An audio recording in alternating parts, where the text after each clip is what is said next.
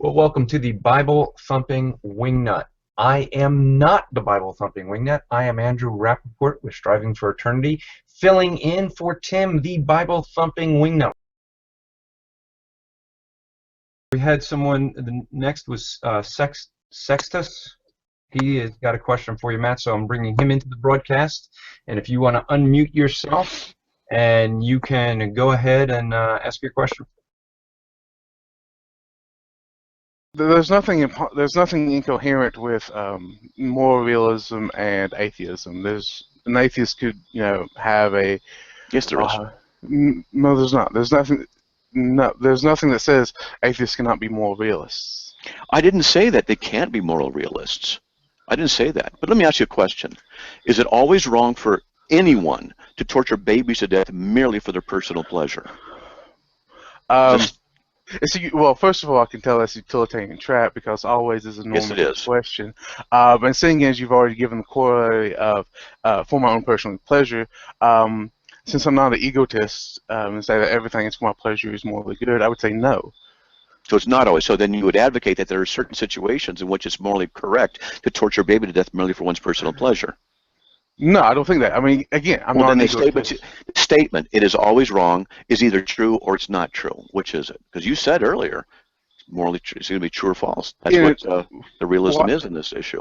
Well, at the moment, we're considering a normative question, which, Let's jump to your position then. Let's tear apart your position, not something else you don't believe in. So what's your position? Well, I'm a moral anti-realist. So you don't believe there's any moral truths? No, non-objective ones, no. Okay, so then all your morals are subjected to yourself. Well, I mean, there may be, social influence, but sure, my emotions. Okay. So I'm over your house, and I got a gun on you, and I want your TV. Yeah. Am I right or wrong for robbing you? It's indeterminate. Okay, so it's neither right nor wrong. I shoot you and kill you and take your TV. That wasn't wrong, was it? It's indeterminate. Okay, so you're saying it's not wrong. Now, no, if everybody in the world lives like indeterminate. That, I said indeterminate. Yes, you are. By you saying it's indeterminate, you're also saying it's not wrong because you can't determine if it is or it is not. Well, if there's no objective morality, all right. the questions would be indeterminate. That's right. It's neither right nor it's wrong, which means that if everybody lives by that, what's going to happen? Well, we don't have to live like that. I didn't ask that. We don't have to. So if everybody lives by that, notice how I constructed this question. Yes. Not you don't have to. If everybody does, then what happens? Well, I would agree that in the that would put us back to what's called the bellum omnia contra omnes.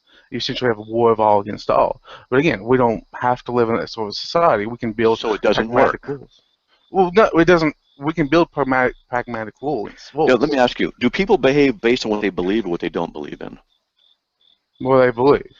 Okay, so if everybody believed that every moral is indeterminate and there's no right or wrong, and everybody believed that, then aren't they going to behave in a manner consistent with that? I can have other beliefs that says I, don't want to do these things. I, respect my fellow man.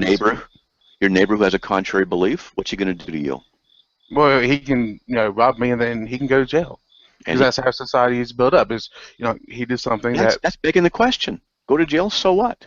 That's neither right or wrong. It's just function. Well, it is just function. Yeah, so you don't have any morals at all. Well, I do have morals. They're just not objective. They're not objective. They're completely subjective. So for you have no right then, logically, to say anybody else is right or wrong about anything. Well, I don't. That's correct. So why are we arguing? We're not arguing about who's right or wrong morally. You're just arguing to do what? Exercise? To see if Christianity includes moral realism, which, as you stated, essentially no, because you've already changed the definition that both I and essentially the entirety of the philosophical literature accepts. Now, if you're free to, accept that definition. Whoa, hold on. I read a lot of this stuff, and I know that you're not being as accurate as you are leading us to believe. There are differences within philosophical circles, and there's all kinds, and I could bring up my file on philosophical definitions. There's all kinds of subdivisions, even in moral realism, and they often contradict each other in various areas. I know that. Well, I'd enjoy to have that file. Well, it's a kind of a haphazard file. You can do your own research. It's just something I've been putting together for a while. But the thing is, I know that is the case.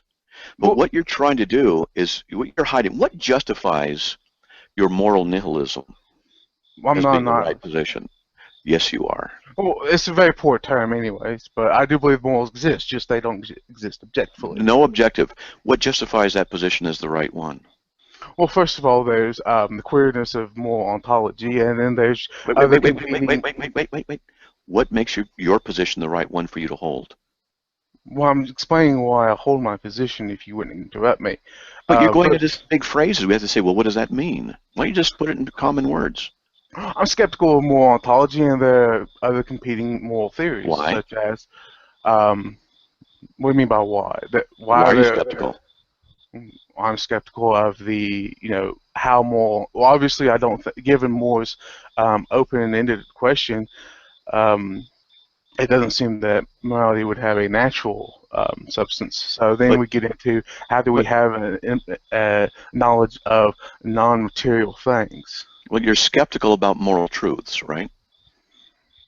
Well, we can go to that, but I'm skeptical of the ontology of what makes moral truths true. Okay. And I want to ask, are you skeptical about your own skepticism about that? Or are you sure that that is the right position to have because of your skepticism? It could be the wrong position according to my skepticism, but Yeah. And so, therefore, isn't that a problem for you? That you're absolutely sure that your skepticism is the right take on moral ontology? when did I say my skepticism was the correct way to I'm go asking for you to ontology? justify. I was asking you to justify it. Well, sorry about that. That's okay. Or is it arbitrary? I think ultimately anything's going to be arbitrary with humans. It's just how our brains and minds are set up that leads us to certain questions being asked. If everything's arbitrary with humans, then there are no logical absolutes, are there? Well, I think things like A equals A is tautological. I mean, but you said everything was arbitrary. Obviously, that's not the case. So you got to rephrase that assertion.